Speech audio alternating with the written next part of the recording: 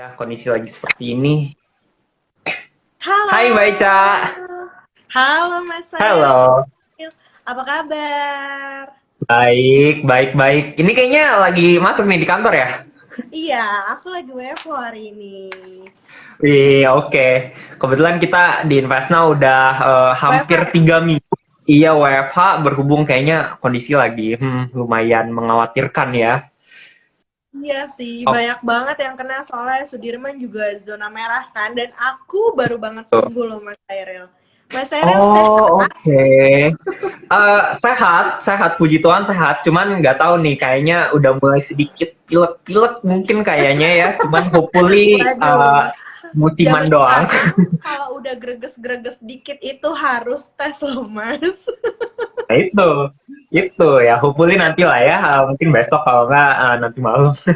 Oke, tapi regardless, selamat sore semuanya. Selamat datang kembali di acara Biar Pintar atau Bicara Finansial Literasi bersama dengan gue Cyril dan juga Mbak Ica dari Hanan Putira Asset Management. Nah, sebelum kita Halo. mulai, aku mau remind juga nih, Mbak Ica, Happy Valentine's Day juga nih buat Mbak Ica dan buat semua teman-teman yang nonton sore hari Happy ini. Valentine, Mas Sairil. Iya. Nah, semoga ya teman-teman semua yang mungkin nggak sempet Valentine's Day nih hari ini, yang mungkin ada yang kerja gitu atau mungkin yang ada yang di rumah doang ya, jangan khawatir, kita sore hari ini mau sedikit menghibur kalian lah ya, Mbak Ica, kita Benar. ngobrol-ngobrol Hari sama ini kalian. Valentine-nya kita temenin ya, Mas Sairil ya. Betul, betul.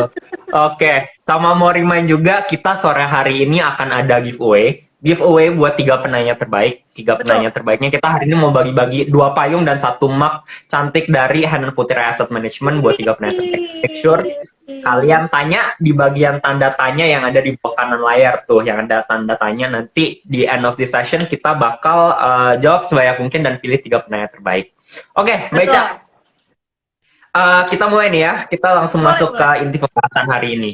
Topiknya adalah tips jadi investor cermat bersama dengan Hanan Putera Asset Management. Tapi sebelum kita masuk nih, mungkin boleh kali sedikit memperkenalkan ini siapa sih Mbak Ica ini, dan mungkin latar belakang mengenai Hanan Putera sedikit ya. Silakan Mbak Ica. Boleh, thank you loh Mas Sairil. Halo teman-teman, saya Harica, saya dari Henan Putirai. Saya di sini di divisi distribution channel, dan saya udah 5 tahun di Henan teman-teman. Jadi Wah. nanti kalau misalnya teman-teman mau sharing mengenai reksadana atau apapun itu, kita di sini bahas sharing santai aja ya Mas Sairil ya. Ya, betul. Kita ini sharing, tukar pikiran, supaya kita lebih tahu nih, lebih melek mengenai finansial. Benar nggak Mas Sairil? Ya, betul betul. Oke. Thank you Mbak Ica atas intronya. Jadi Mbak Haritsa ini sudah berpengalaman lah ya, udah di industri cukup lama, di Hanan sendiri sudah 5 tahun. Jadi I'm sure teman-teman kalau punya pertanyaan ya make sure buat tanya aja ya, jangan sungkan. Nanti kita akan coba jawab semaksimal mungkin. Oke, Mbak Ica, kita hari ini kan mau ngomongin tentang tips jadi investor cermat nih. Yes. Dan mungkin recently kalau sering melihat sosmed, baik itu Instagram, TikTok dan sebagainya, pasti udah pernah dengar nih teman-teman semua, investasi titip modal alkes kabur 1,2 triliun seperti itu. Benar. Ada juga, nah ada juga yang kayak robo trading tip gitu ya, pada dituntut-tuntut ngabur, ditutup. Benar tuh Mas Ada Sairil lagi. tuh. Nah, apalagi ya, kayaknya ada beberapa yang ya tipikal yang kayak gitu, kasih modal invest terus tiba-tiba dijanjiin banyak duitnya 100% return, tiba-tiba orangnya di blok WA-nya udah nggak muncul. Nah, Iya. pertanyaan aku, ini kan namanya kan bisa dibilang sebagai investasi bodong ya Mbak Ica. Iya. Cuman kenapa ya di 2022 ini, udah 2022 gitu, bukan 1990 lagi, di zaman internet yang semuanya informasi udah ada, kenapa masih banyak orang Indonesia yang keperangkap dengan tawaran-tawaran investasi bodong seperti ini gitu? Benar. Menurut aku sih, literasi keuangan kita tuh kurang banget, Mas Seril. Kenapa? Soalnya Hmm, nih, kalau misalnya aku lihat literasi keuangan Indonesia itu belum maksimal. Baru sedikit banget, 30%-nya yang baru terjamah. Nah, jadi hmm, dari kurangnya literasi keuangan, ini jadi tercipta dua tipikal investor nih, calon investor. Yang pertama ya, itu dia orangnya menjadi sangat khawatir, yang kedua menjadi sangat berani. Nah, dari Mhm. klasifikasi yang sangat berani ini bisa masuk ke tempat-tempat yang tadi kita sebutin tuh. Ya ada yang Hmm. namanya robotit ya kan. Terus juga Heeh. banyak juga loh Mas Sairil, ada yang namanya judi bola segala macam. Ya. Mereka memberikan iming-iming bahwa sehari itu bisa 3%. Wah, Hmm. sangat Wah, gede sih. menggiurkan kan. Sehari 3% Mas Sairil, sebulan Betul. udah dapat berapa persen. Nah, Betul. itu banyak tuh investor yang belum tahu Hmm. bagaimana mereka mengalokasikan dananya, saking tergiurnya banyak yang masuk ke tempat yang seperti itu. Nah, Hmm. itu klasifikasi orang yang menjadi sangat berani karena Ya. kurangnya literasi keuangan. Nah, ada juga kalau misalnya investor yang menjadi sangat khawatir. Saking sangat Hmm. Hmm. khawatirnya, itu dia naruh dananya tuh di deposito. Ya. Sedangkan kalau misalnya kita lihat sekarang rate-nya juga kan masih kecil banget ya, kalah dengan inflasi gitu. Kayak buat apa, sayang. Nah, di Hmm. sini kita hadirkan pengetahuan mengenai literasi keuangan supaya investor ini mendapatkan jalan keluarnya, menjadi investor yang lebih mengetahui mengenai keuangan, juga mengetahui bagaimana sih kalau misalnya investasi bodong tuh tanda-tandanya apa sih, terus Hmm. bagaimana Hmm. sih kalau misalnya investasi yang benar-benar investasi, kayak gitu sih Mas Sairil. Nanti Hmm. kita di sini bakalan sharing mengenai itu ya Mas Sairil ya. Mantap. Oke, berarti tadi cukup menarik ya. Aku juga sendiri nggak begitu ngeh gitu ya. Emang apparently sebenarnya orang Indonesia tuh bukan, mereka nggak bodoh gitu. Kita semua pinter. Cuman memang ada orang beberapa yang terlalu berani gitu ya. Benar, Sampai-sampai, oh ya benar. udah gue punya duit, masukin aja udah titip modal, return 3% sehari sebagainya. Padahal ya nggak tahu ya itu di belakangnya seperti apa. Nah Nah itu ini, dia, betul. uh, Soalnya kalau misalnya aku lihat, mereka itu nggak lama loh mas. Jadi kayak udah 6 hmm, bulan, hmm, tahu-tahu scam. ya, Bayangin kalau gimana orang join di saat bulan kelima, lantas 1 bulan ya, uangnya hilang. Dan dia berani betul. dengan 3%, dia berani ngambil pinjaman online. Kan pusing gitu loh. Nah, dari Betul. sini nih kita menciptakan investor-investor yang menjadi takut akan investasi. Padahal Ya. investasi tuh nggak kayak gitu, itu tuh bukan investasi gitu loh. Itu bisa Betul. jadi penipuan bodong menjadi scam gitu loh.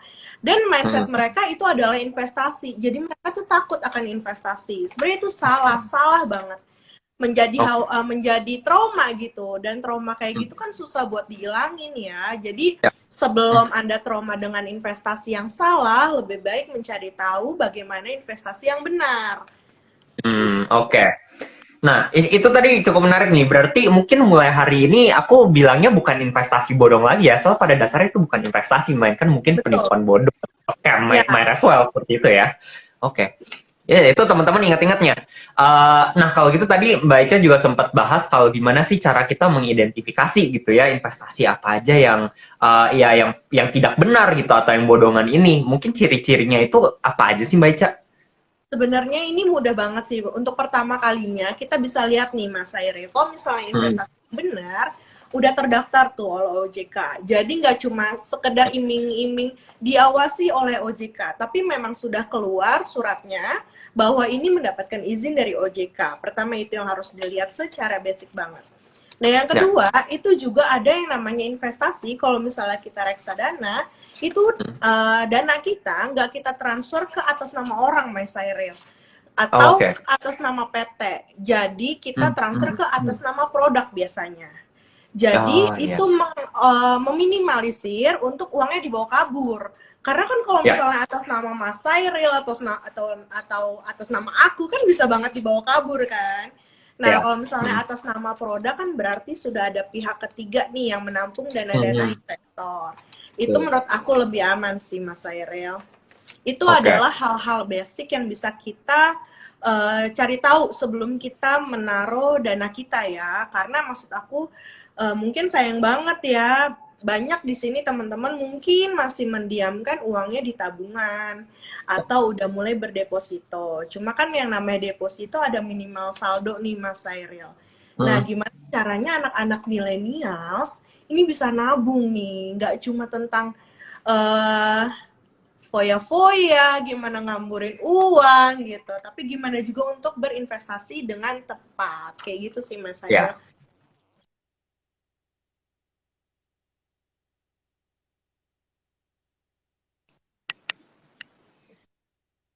Halo, Mbak Ica. Sorry, kayaknya tadi suaranya agak terputus bagian akhir-akhir. Tes, kedengeran Oh nggak suara gitu, aku? agak putus ya. Ya, Nah, udah, suara Mbak Ica dengar, udah ada. dengar.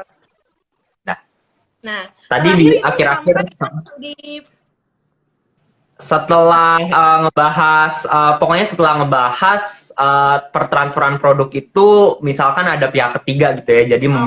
Oh, minimalisir uangnya dibawa kabur setelah itu ya. tadi. Selain itu, mungkin dari teman-teman juga bisa lihat nih, kalau misalnya teman-teman transfer atas nama Mas Sairil atau atas nama Hmm, aku, kemungkinan dana dibawa kabur itu gede banget kan, Mas. Jadi ya. sebisa mungkin kita lihat nih, kita transfernya ke atas nama siapa gitu kan. Kalau Hmm, misalnya emang hmm, benar-benar firm, ada kayak misalnya reksadana, itu kan transfernya atas nama produk ya, Mas. Jadi ya. itu adalah pihak ketiga bank kastadian yang dimana memang mereka itu menampung dana investor. Jadi nggak mungkin banget nih owner dari Hmm, MI-nya itu bawa kabur, itu kayak nggak mungkin gitu. Karena kan dipegang dananya dari pihak ketiga bank yang ditunjuk oleh OJK. Menurut aku sih hal-hal kayak basic kayak gitu tuh bisa banget untuk salah satu perhitungan sebelum teman-teman mulai investasi. Atau dari Mas hmm, Sairil sendiri boleh loh Mas di-sharing juga ke teman-teman nih, hmm. kira-kira apa sih yang bisa ngebedain mana yang investasi benar dan yang pembiayaan bodong kayak gitu. Oke. Mungkin salah satu hal yang menarik ya yang bisa aku sharing juga adalah ya kalau misalkan ada tanda kutip investasi nih yang ngejanjiin, udah dijanjikan. Pokoknya udah janji-janji dah, iming-imingnya udah tanpa ada risiko. Hmm. Satu, dua, udah pasti dapat sekian persen gitu per bulan per harinya. Dijamin aman, nggak dibawa ke ya itulah semuanya di namanya hidup yang pasti cuma ada dua, yaitu pajak dan kematian, sepertinya seperti itu ya. benar, Cuman benar, benar. ya kalau orang ngomong gitu ya, ya ini investasi nggak ada risikonya, bebas duit kalian. Maksudnya kalian taruh uang di rekening aja, itu ada risiko gitu. Risikonya adalah let's say banknya kenapa-napa gitu ya, atau ada krisis nggak bisa ditarik dan sebagainya. Dan kalau misalkan ada orang yang ngomong oh ya investasi ini nggak ada risiko, itu namanya bohong gitu ya, bukan investasi. Karena ya nggak tahu, mungkin Mbak Ica juga bisa setuju ya kalau semua investasi apapun itu pasti ada tingkat risikonya. Tapi mungkin risiko ini sangat minim atau risikonya tinggi, dan ini biasanya berbanding lurus dengan returnnya ya, atau tingkat pendapatannya. Makanya orang bilang kayak saham gitu, high risk high return gitu, atau mungkin yang lagi trending crypto gitu ya, high risk high return gitu ya. Mungkin ya itu benar seperti itu. Tapi kalau orang ngomong iya kalian bisa dapat loh 10% dalam 1 minggu, tapi nggak ada ininya sama sekali, nggak ada risiko, pasti dijamin. Nah, menurut aku sih itu udah red flag seperti itu ya. Betul. Karena itu tuh menurut aku kayak too good to be true nggak sih? Ya, betul. Iya, kayak gut feeling udah ya gitulah. Kalau semua orang untung, ya duitnya dari mana itu pertanyaannya ya, jatuh-jatuh Benar-benar. ujung-ujungnya mungkin Ponzi atau MLM dan sebagainya. Gitu sih menurut aku Mbak Ica. Iya benar sih, itu benar sih Mas. Kalau misalnya yang namanya investasi itu nggak bisa dijanjikan Mas. Karena apa, kita nggak pernah tahu masa depan itu seperti apa. Nah, Ya. salah satunya tuh kita cuma bisa melihat dari historical itu sih. Jadi kalau misalnya Hmm. diimin kayak taruh aja dananya di sini selama 1 bulan dijamin 100%. Wah, itu udah bye banget deh, bye. Dijamin tipu. Oke. Itu sih. Sip. Nah, terus pertanyaan aku selanjutnya nih Mbak Ica, kan kita udah tahu ya paling nggak ciri-ciri investasi bodong seperti apa. Kemudian pertanyaan aku adalah gimana kalau gitu kita nih sebagai investor gitu ya, gimana kita bisa menjadi investor yang cermat? Apa aja sih tips-tipsnya gitu biar ya bisa semakin jeli? Oke, menurut aku untuk teman-teman yang baru banget mau bermulai untuk berinvestasi, selain Mhm. kalian bisa cari tahu nih dana kalian sebelum kalian tempati di mana, kalian juga cari tahu dulu mengenai perusahaan yang akan kalian taruh dananya. Yang pertama, Hmm. ini biar nggak diawasi OJK. Yang kedua, sistematikanya seperti apa untuk masalah keamanan, masalah kemudahan, dan masalah likuiditas. Itu menurut aku dicari tahu nih. Nah, mungkin juga kalau misalnya teman-teman udah mulai untuk ada niat untuk berinvestasi, menurut aku ya Mas Sairil, Hmm. tahap-tahapan untuk berinvestasi yang benar adalah menurut aku dari awalnya mungkin dari tabungan berpindah ke deposito, dan Ya. berpindah ke reksadana. Reksadana Oke. money market, nanti ada Hmm. reksadana ekuitas saham. Nah, Hmm. Hmm. dari ekuitas saham, kalau kita udah mengetahui pattern dari Indonesia, kita sudah Hmm. mengerti nih bagaimana teknikal, fundamental dari suatu perusahaan yang kita beli, nanti kita udah bisa mulai trading nih, Mas. Nah, semua itu Oke. step by step sih menurut aku. Nggak bisa Hmm. kalau misalnya teman-teman berinvestasi lantas mengharapkan untung yang besar, menurut aku dibuang jauh-jauh dulu mindset seperti itu. Kita Hmm. berinvestasi itu untuk 1 sampai 3 tahun yang akan datang, kita baru menikmati hasilnya sih menurut aku. Ya. Jadi teman-teman bisa dulu nih, pertama melihat perusahaannya, yang kedua teman-teman mengerti apa yang teman-teman beli untuk Hmm. diinvestasikan, yang ketiga teman-teman melihat untuk prospek masa depannya. Bagaimana Ya. performance dari produk investasi yang teman-teman beli, bisa dilihat juga Hmm. dari Hmm. historikalnya seperti apa, kayak gitu sih Mas Sairil. I see. Oke, berarti ya balik lagi sebenarnya jangan cuman kemakan janjian atau misalkan keuntungannya yang bisa didapat ya, kayak oh gue pasti cuan nih Betul, kayak gitu. Iya ya. Tapi betul, ya ngerti harus seperti yang Mbak Eca ngomong, kita harus ngerti juga apa yang produk kita beli satu itu, dan mungkin kalau aku boleh tambahin, teman-teman investor kita yang nonton sore ini, kalian juga harus ngerti yang dibeli ini misalkan sebuah perusahaan gitu atau sebuah jasa, di balik itu tuh bisnisnya seperti apa sih gitu. Karena ya orang bisa ngomong aja, aku ambil contoh nih yang titik modal alat kesehatan gitu. Oke, titik modal dan sebagainya, taruh nanti duit ini bakal diputerin di rumah sakit. Kayak secara logika kan, masa rumah sakit butuh ngambil duit dari kita sih gitu ya loh, kan benar mereka benar benar institusi benar. pasti punya Sedangkan duit kalau gitu. misalnya rumah sakit kan pasti udah ada dana tersendiri ya dari pemerintah ya Mas Sairil. Betul, benar. Makanya ya, teman-teman jadi satu itu harus ngerti produk apa yang dibeli, kedua harus ngerti juga bisnisnya dan belakangnya itu bekerja seperti apa. Kalau itu misalkan bahkan ambil contoh beli saham perusahaan sesimpel itu ya, teman-teman juga harus tahu gitu, ini perusahaan berkecimpung di industri apa barang atau jasa yang dijual, sektor apa dan sebagainya. Dan ya tadi yang Mbak Ica juga udah mention, harus dicek apakah sudah diawasi, bukan cuma diawasi tapi terdaftar oleh lembaga-lembaga yang berwenang. Contohnya kalau keuangan mungkin OJK ya, Otoritas Betul Jasa betul Keuangan. betul. Betul Ya sih Mas jadi Sairil. nah, mungkin Mbak Ica aku juga mau nanya nih, tapi sebelum aku lanjut, mau remind juga bagi teman-teman, jangan lupa hari ini kita mau ada giveaway buat 3 merchandise menarik dari Hanan Putra Asset Management. Jadi buat teman-teman bisa dapet, cukup tanya aja di bagian Q&A di bawah kanan yang ada ya tanda tanya itu yang buletan. Nanti di end of the session kita bakal coba jawab dan pilih 3 penanya terbaik. Ada 2 payung dan 1 mug. Berhubung cuaca sepertinya akhir-akhir ini lagi sering hujan, pasti cocok Betul. banget.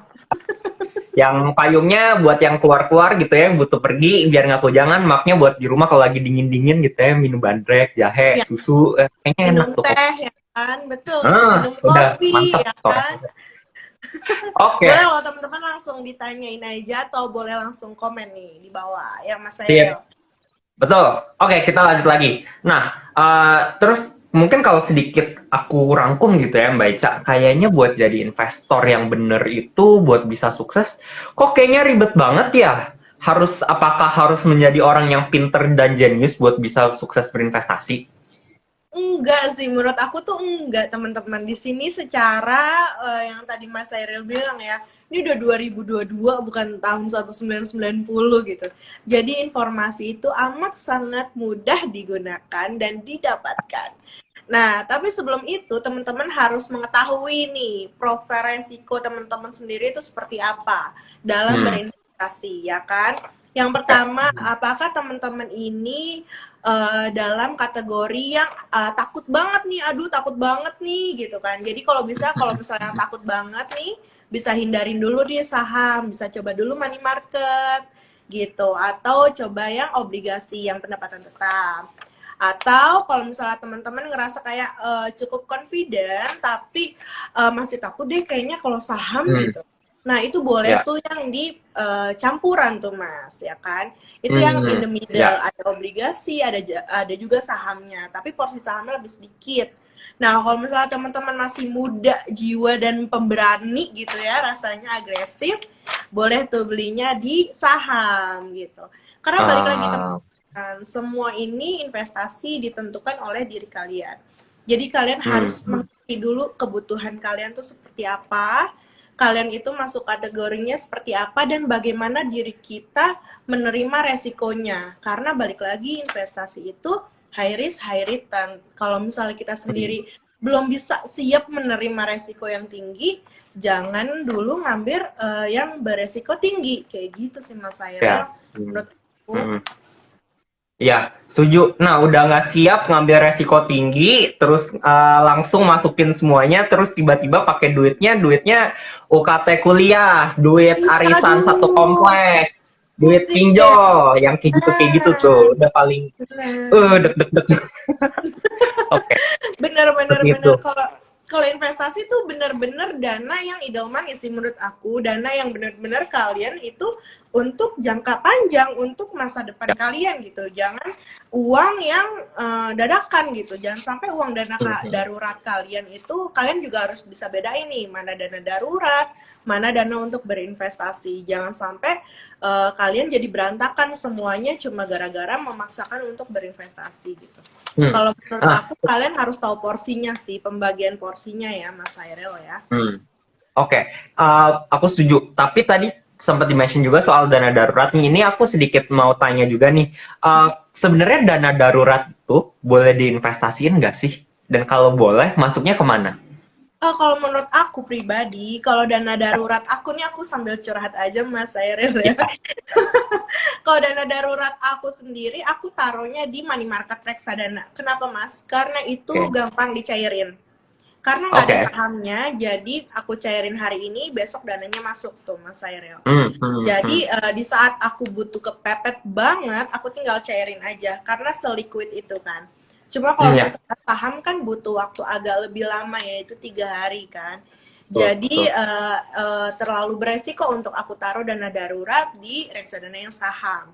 Jadi aku Hmm, di money market gitu. oke. Buat teman-teman yang mungkin belum begitu atau baru belajar gitu ya mengenai reksadana, reksadana money market atau pasar uang ini reksadana yang 100%-nya dimasukkan ke instrumen pasar uang yang Mbak Ica, yaitu Betul contohnya banget. bank sama obligasi yang jatuh tempo di bawah 1 tahun. Berarti ini instrumen-instrumen yang paling rendah risiko ya di klasifikasi reksadana, jenis-jenis reksadana ya, seperti itu. Betul, betul. Oke. Resikonya paling rendah, tapi untuk returnnya lebih tinggi di atas deposito.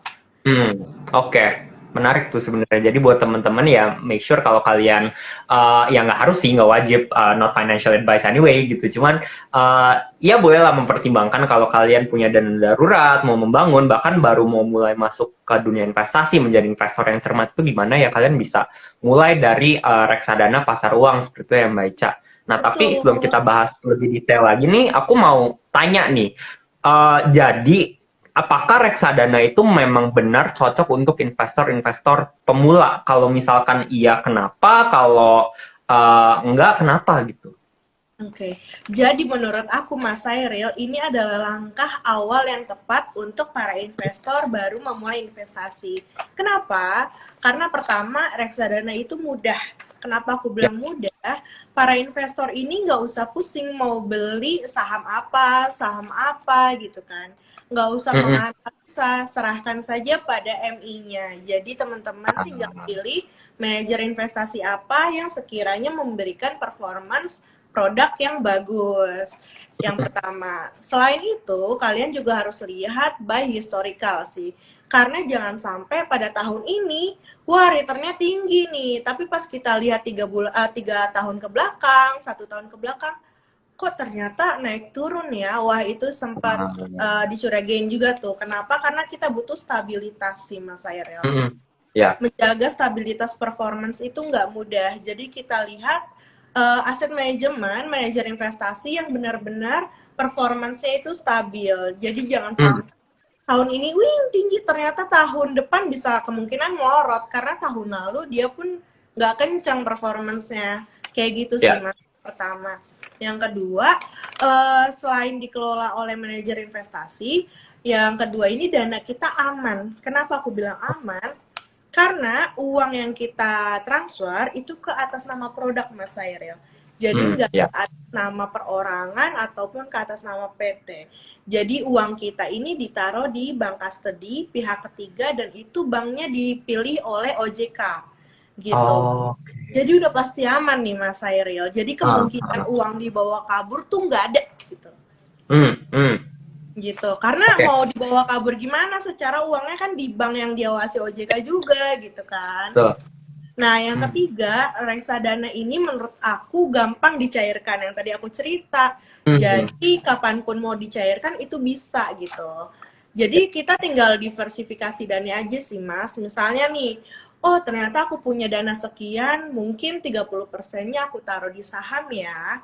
Oh yang Ya. sekian, ini adalah dana darurat aku taruh di money market aja deh gitu. Menurut aku kalau misalnya kayak gitu, hasilnya akan lebih maksimal sih Mas dibanding Hmm. taruh di tabungan ataupun deposito. Karena Hmm. reksadana ini udah bukan objek pajak, Mas. Jadi udah nggak ada potongan lagi. Betul.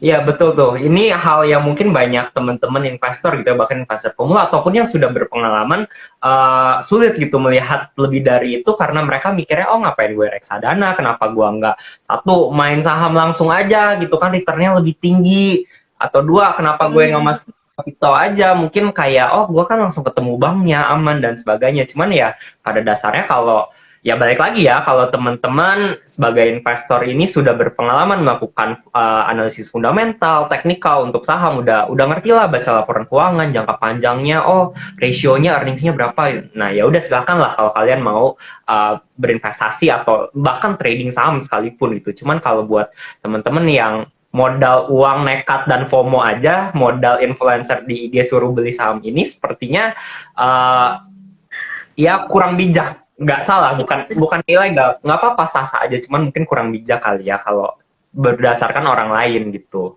Nah dan bener reksadana banget, saham Mas ini Khairil. ya. Soalnya di market kita ini, maksudnya informasi seperti itu, apalagi di saham ya, itu tuh Hmm, bergerak fluktuatif amat sangat cepat, Mas, gitu. ya. Jadi kalau misalnya kita, sedangkan saham itu kan bergerak setiap detiknya. Jadi kalau Hmm, misalnya kita ketinggalan momentum untuk selling, itu kita akan ambruk seambruk-ambruknya gitu. Dan yang hmm, kedua adalah kalau misalnya Mas lihat saham BBCA sekarang berapa sih? Udah berapa ya, belas ribu ya kan? Terus ya. saham BRI udah berapa sekarang? Mandiri udah berapa sekarang? Nah, kalau misalnya kita beli itu minimal satu lot. Nah, satu Hmm, lot itu dikalikan 100 lembar ya kan? Nah, coba dikali aja. Kalau misalnya kita beli saham sendiri, trading sendiri, itu biayanya akan lebih besar dibandingkan hmm, dengan taruh di reksadana. Karena kalau hmm, reksadana ini kan kumpulan dari banyak saham yang dikelola oleh manajer investasi dalam bentuk NAB gitu. Jadi misalnya hmm, NAB-nya 1.000, nah di dalam NAB itu udah banyak banget pilihan sahamnya. Jadi menurut aku ini adalah pilihan cerdas. Kenapa? hmm. Karena dengan harga yang murah, kita udah dapat pilihan saham yang banyak banget gitu. Dan kita nih ibaratnya kalau di restoran fine dining, kita udah ada kokinya, Hmm. Mas.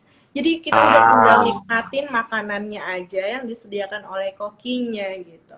iya, Jadi kita iya, iya. tinggal nikmati produk dan keuntungannya aja. Biarin chefnya yang memasak, biarin chefnya yang mengelola gitu. Iya. Wih, oke, bener sih. Dan bedanya mungkin sama fine dining, di sini kalian nggak keluar duit yang lebih mahal, bahkan justru fine dining tapi lebih murah karena mungkin 10.000, 100.000 gitu ya udah bisa mulai Bener, bener. berinvestasi. 100.000 fine dining dapat 30 course makanan di satu paket gitu ya. Biasanya kalau reksadana saham bisa sampai up to 30 emiten saham ya dalam satu portfolio Benar, reksadana dengan betul. modal 100.000 dan ada yang bikinin gitu ya. Jadi Iya, udah gak oke, pusing gitu. Kalau di bener. fine dining 100.000 kayaknya cuma dapat aqua doang tuh Mas. Kayaknya iya deh, bener. Sparkling water lah. Dapat lah. Ya kan? Benar-benar. Oke, berarti ya pada dasarnya reksadana ini bisa cocok buat siapapun ya, bagi untuk yang pemula ataupun yang berpengalaman. Tapi balik lagi, salah satu ciri-ciri untuk menjadi investor cermat gitu, baik kita yang pemula ataupun enggak, adalah ya mungkin aku sedikit merangkum adalah satu, kalian punya tujuan keuangan kalian masing-masing ya. Kalian bisa tahu nih, oh gue butuhnya dalam 3 tahun ke depan mau nikah gitu, atau mungkin 5 tahun gue mau nyicil rumah dan sebagainya. Nah itu kalian bisa alokasiin gitu ya uang kalian. Jangan mentang-mentang, oh ada nih titip modal 100 ribu doang balik 1 juta dalam 1 bulan gitu, lumayan bisa buat jalan-jalan. Jangan kayak gitu juga Iya, guys itu gitu. serem Itu sih. Atau ya. untuk dana pensiun juga bisa loh, Mas. Ya, betul, dana pensiun jangka panjang. Nah, ini semua ya kembali lagi ada produk-produk dan reksadananya ya. Mungkin Mbak Ica bisa sedikit sharing, kan kita tahu nih ada 4 jenis reksadana. Hmm. Reksadana masing-masing ini tuh cocoknya buat kondisi atau profil risiko atau time frame seperti apa aja sih? Oke, kalau menurut aku, kita mulai dari yang agresif dulu ya, Mas. Yang Ya, agresif ini untuk orang yang belum ada tanggungan sih menurut aku. Masih oke. anak-anak kuliah, atau para pekerja yang belum married, belum punya Mm-mm. anak, gitu. Menurut aku itu cocok banget masuk ke agresif. Kenapa? Kita Mm. memanfaatkan momentum di mana kita belum ada tanggungan nih, Mas. Jadi kan Ya. untuk diri kita sendiri kan, jadi itu bisa dimaksimalin gitu. Nah, Mm, kalau mm, misalnya Mas kayak Mas Sairil nih udah punya anak, udah punya tanggungan gitu kan. mm. Itu boleh nih coba masuk ke campuran, Mas. Kenapa? Karena itu Nah, in the middle gitu.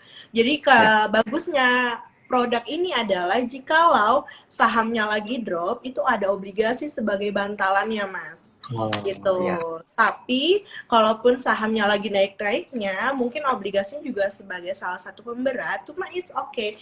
Yang kayak gini kan ibaratnya kita membagi resiko ya, daripada Tuh. sahamnya ancur banget, jatuh banget, lebih baik menurut aku jawaban dari keduanya adalah si campuran ini.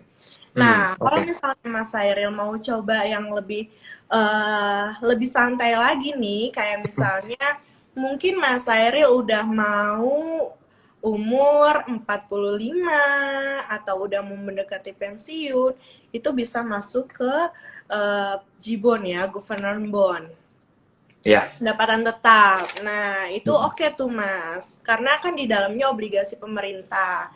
Nah, kalau Ya. misalnya Mas Sairil udah menikmati masa pensiun, ya kan, kayak aduh pusing nih uang mau ditaruh di mana gitu.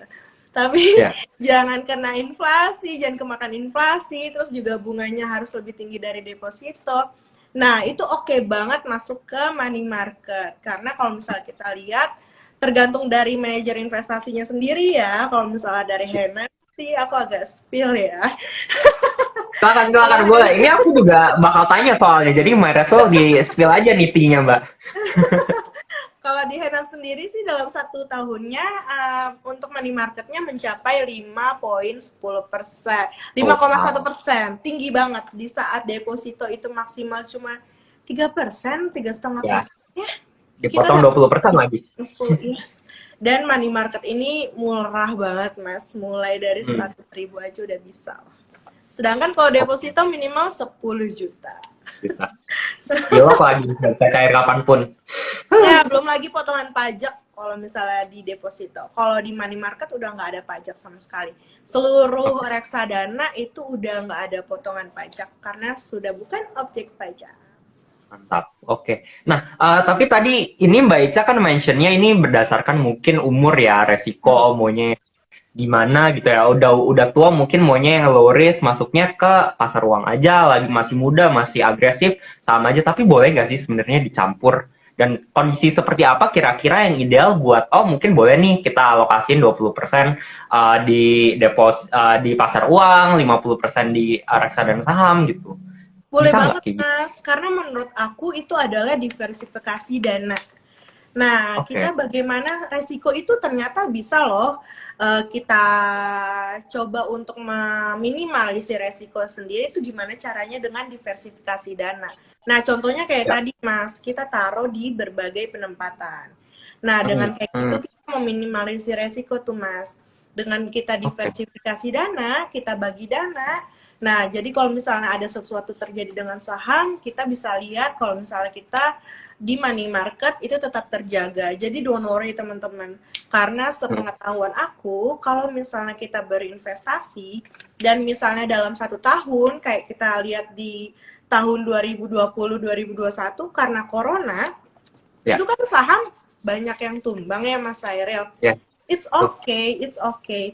Jangan panik. Kalau misalnya ada dana lebih, boleh tuh di top up untuk top up averaging down. Nah, Oh. nanti seperti tahun ini 2022 IHSG udah kembali pulih, kalian Hmm. bisa dapat return yang maksimal. Jadi don't worry, kalau misalnya investasi itu memang untuk time frame yang panjang. Jadi kalau misalnya kalian rugi, panjangin lagi aja time frame-nya, pasti kalian untung. Hmm. Iya, iya. Oke, ngerti. Jadi pada dasarnya ya kalau ini aku sering banget ditanya soal baik itu sama teman-teman ataupun sama followers dan investor. Kak, Minau, reksadana apa sih yang paling oke gitu di tahun ini, yang paling bagus apa sih? Ya, mungkin ada setiap orang punya jawabannya sendiri. Cuma jawaban yang suka aku kasih adalah reksadana yang sesuai dengan kebutuhan kalian. Karena Betul, mungkin kebutuhan aku, eh, profil risiko aku, tujuan keuangan aku bisa berbeda sama followers atau teman-teman yang lain. Kalau teman-teman kayak, misalkan contohnya aku mau menyiapkan dana untuk tabungan menikah 3 tahun lagi, mungkin aku akan heavy di reksadana saham seperti itu ya. betul. Mungkin bagi ada teman-teman juga yang udah punya anak, untuk dana pendidikan anaknya dalam 1 tahun ke depan, ya kalau dalam time frame 1 tahun mungkin jangan masukin saham, tapi lebih ideal masuknya ke reksadana pasar uang seperti itu ya, Betul. Baca. Betul. Nah, balik lagi ke diri kita, Mas Hairil. Yang paling Hmm, mengetahui diri kita kan cuma diri kita sendiri nih. Jadi kita ya. ukur dulu nih, tolak ukur resiko kita, bagaimana diri kita menghadapi resiko. Jadi Hmm, bisa kalian sesuaikan gitu agar nggak kecewa kaliannya dan nggak hmm, berantakan gitu jadinya untuk dana berinvestasinya kayak gitu sih. oke. Baik, ini kita sudah hampir ke akhir pertanyaan. Bentar lagi kita masuk ke Q&A. Mau remind lagi buat teman-teman, kalau kalian punya pertanyaan atau kalian mau menangin payung cantik ataupun mug cantik buat nemenin di hujan-hujan ini, mungkin ada yang WFH seperti itu ya. Make sure buat kalian tanya pertanyaan kalian di bagian questions di bawah kanan yang ada tanda tanya dan buletannya. Atau di bagian komen, biar nanti bisa kita jawab dan pilih 3 penanya terbaik seperti itu. Udah disediain Betul. nih buat kalian. Sayang nih kalau nggak diambil, angus nih nanti. Iya benar. Oke, Berguna banget soalnya payung dan mugnya nih. betul. Saya juga setuju. Oke Mbak Ica, kita dari tadi udah ngomongin nih soal investasi yang benar, yang nggak bodong itu seperti apa. Salah satu kriterianya adalah ya mungkin diawasi dan legal gitu ya oleh badan legal atau institusi yang berwenang. Pertanyaan dari tadi kita ngomongin nih, oh ya harus harus diawasin OJK dan sebagainya. Pertanyaan aku, HPAM sendiri ini gimana nih? Apakah udah di OJK-in atau gimana? Of course sudah dong Mas Sairi. Oh, Aku udah. pun gak mau kerja di tempat yang gak firm. Oke, oke. Jadi Bener-bener. aku mau Saya info juga. nih untuk teman-teman investor ataupun calon investor yang lagi pusing mau taruh dana di mana.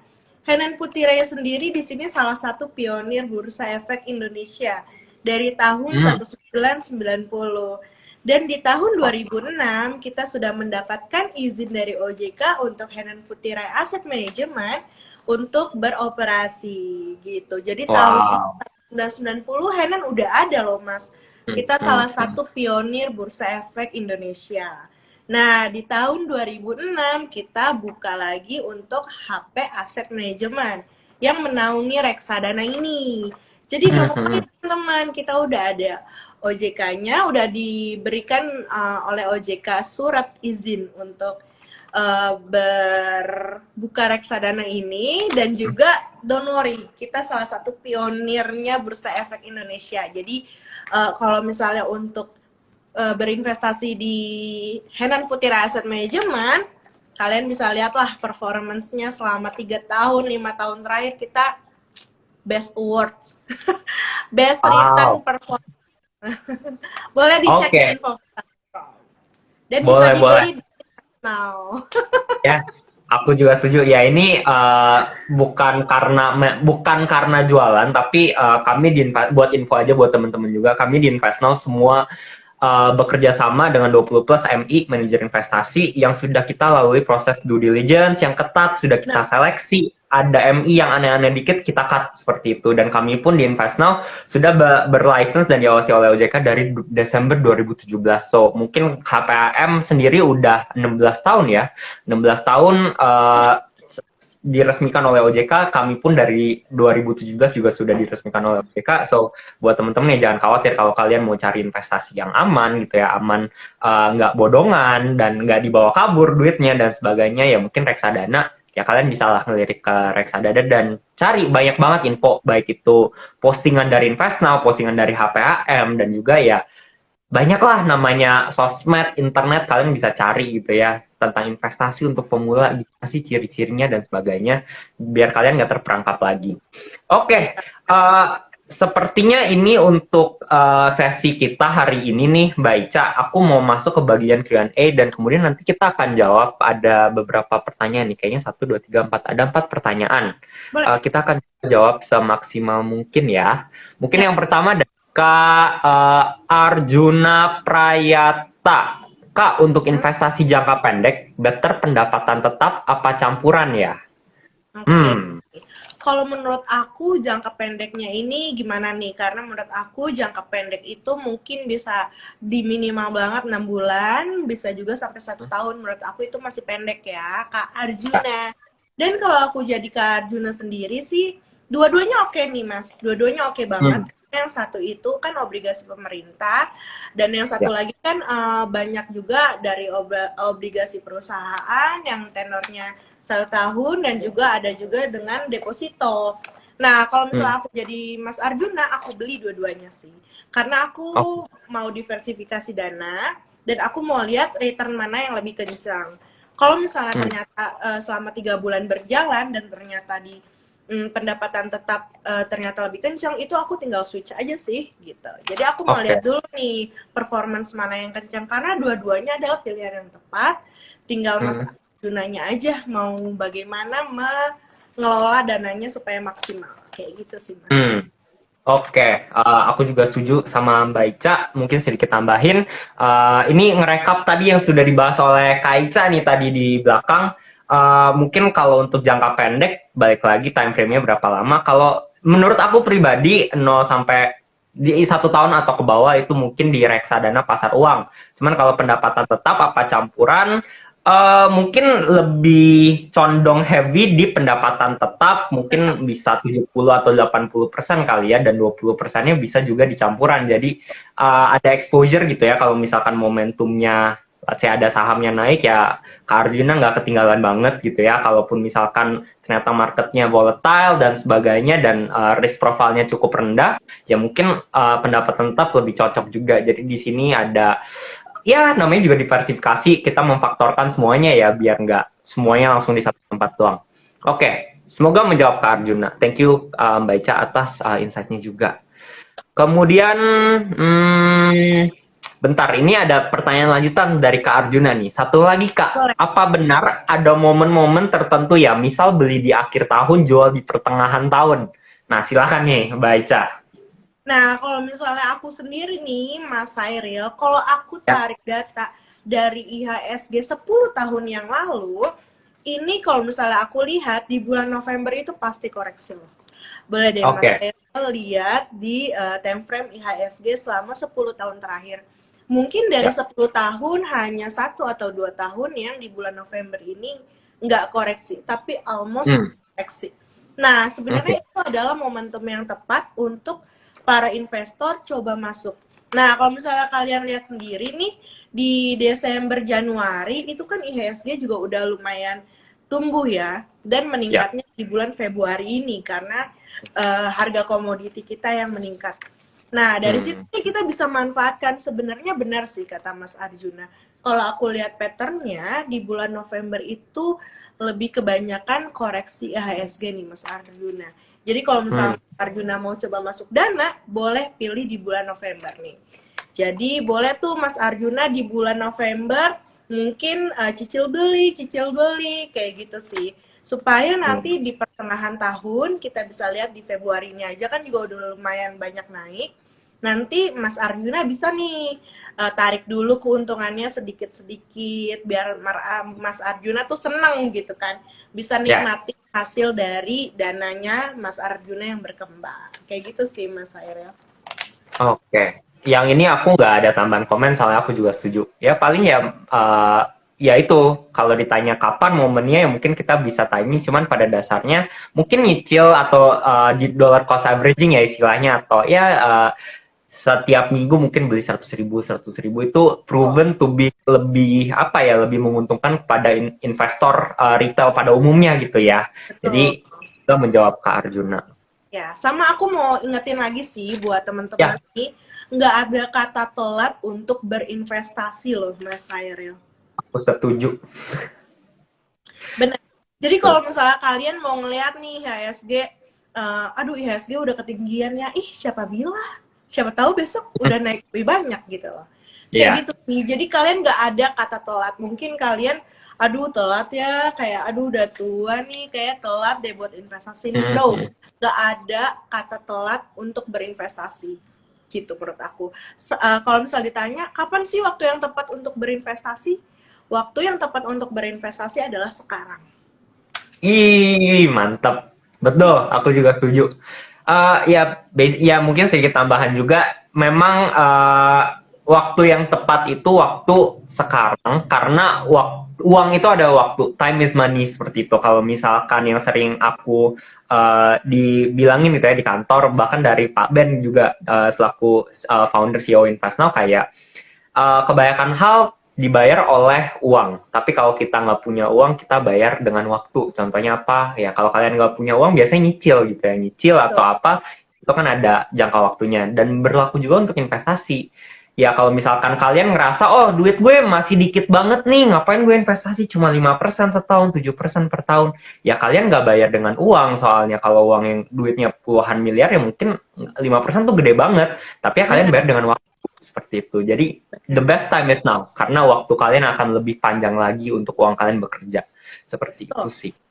Betul. Oke, baik, kita lanjut ke pertanyaan berikutnya ya. Ini ada dari Kak Ambarwati Mimin, ada dua pertanyaan juga. Eh Pertanyaan pertama, Kak, kalau trading saham nih kayaknya, kan harganya real time. Kalau reksadana itu harga belinya update per kapan ya? Nah, ini mungkin Kak Ica bisa bantu jawab juga nih. Boleh. Jadi benar banget nih dengan Mbak Ambarwati. Jadi kalau misalnya Mbak Ambar ini trading saham itu real time. Mbak Ambar bisa melihat harganya secara langsung saat itu juga. Nah, kalau misalnya reksadana, Mbak Ambar ini kan karena dari banyaknya pilihan saham di dalam NAB, di dalam unit NAV-nya tersebut, jadi Mbak Ambar akan tahu harganya keesokan harinya. Karena apa?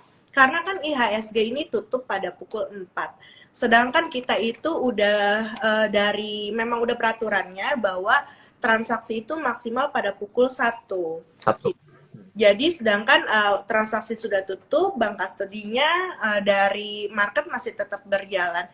Dan kita akan melakukan perhitungan dari harga saham yang kita pilih itu adalah di akhir hari saat Ya. market sudah close. Jadi mungkin akan ada harga itu di malam hari. Cuma kan nggak mungkin malam-malam kita kasih tahu ke nasabah kita, oh harganya sekarang segini ya. Jadi akan kita infokan di keesokan harinya seperti itu. Begitu pula dengan Mbak Ambar, misalnya nih, ini hari Senin, Mbak Ambar, aduh, lagi butuh dana nih, mau cairin deh di reksadana gitu. Nah, Mbak Ambar adalah memakai harga reksadana di hari ini yang Mbak Ambar ketahui di esok hari, gitu. Ya. Gitu sih, Mas. Prosesnya Oke. kalau misalnya di reksadana. Ya, oke. Mungkin aku juga udah sedikit tambahin lagi. Kalau misalkan Mbak Ambar, tadi yang kata Mbak Ica mention, benar itu jam 1 istilahnya cut off time ya, atau waktu yang ditutup, waktu penutupan lah, simpelnya seperti itu. Kalau Mbak Ambar misalkan belinya di atas jam 1 siang, berarti itu akan baru ke eksekusi besok, masuknya ke waktu besok, dan juga nominal dan nilai ya keesokan harinya gitu. Jadi nggak langsung besok pagi pas dicek ada, soalnya dilewat jam 1. Jadi ibarat kata itu hari kerjanya lah ya. Hari kerja reksadana itu bisnis hoursnya dari pagi, dari pasar buka sampai kurang lebih jam 1. Jadi ya di time frame itu aja. Oke, semoga menjawab Mbak Ambar. Dari Mbak Ica ada lagi yang mau ditambahin atau enggak? Udah sih. Nah, kalau misalnya Mbak Ambar ternyata transaksinya jam 1 lewat 10 menit gitu kan. Itu kan Uh, udah masuk besoknya kan, Mas Sairil. ya, Nah, Ya, di proses besok berarti Mbak Ambar mengetahui harganya itu di hari lusa. lusanya Ya, gitu. Gitu sih Mbak betul. Ambar. Tapi nanti kalau misalnya ternyata Mbak Ambar ada kesulitan, tenang, pasti tim Investnol bisa langsung membantu Mbak Ambar. Nih, sip. Beneran, kalau misalkan ada pertanyaan apapun lagi terkait investasi, reksadana, bahkan proses transaksi dan sebagainya, feel free buat DM aja langsung di @investna.id, dan kalau misalkan mau tanya tentang HPAM, produknya dan sebagainya, langsung DM HP Asset Management juga boleh gitu ya. So make sure Boleh. kalian follow kita berdua, dan juga ya kalau ada questions apapun feel free buat tanya. Sip. Betul. Ini dari kabar lagi nih, aku sekalian lanjut pertanyaan part 2-nya. Kak, sebaiknya perlu diversifikasi reksadana apa cukup beli reksadana campuran? Mempertimbangkan minimnya dana. Minimnya, ya betul, minimnya dana. Jadi uangnya terbatas nih, tapi kan namanya campuran kan udah gabung-gabung nih, kayaknya udah diversifikasi.